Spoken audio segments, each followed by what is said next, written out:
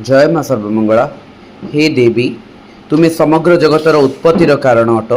तुमठारे सत्वगुण, रजगुण तथा तमगुण आदि तीन गुण रही।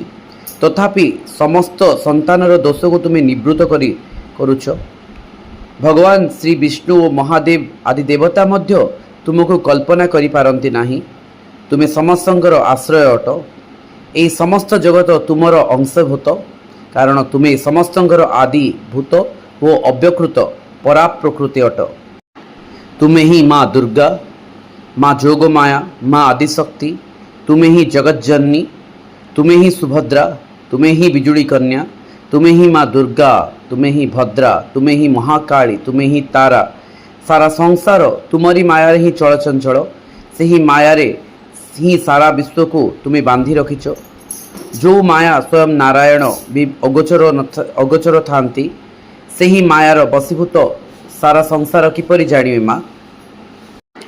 तुमको स्वयं ब्रह्मा विष्णु महेश चिन्हि पारे नहीं, जानी पारे नहीं। तुमर गुण बखाणिया को सेमाने भी समर्थ नहांती। तो मर्त्यमंडल रे देह धारण करी आमे छार मानवगण आपणकर वर्णना किपरि करियो माँ? आपणकर रूप लावण्यर कलना नहीं। आपण स्वयं सौंदर्यर लहरी। यही आश्विन मासरे आम सर्वमंगला परिवार तरफ समस्त आम हार्दिक अभिनंदन जनावु। जय माँ सर्वमंगला।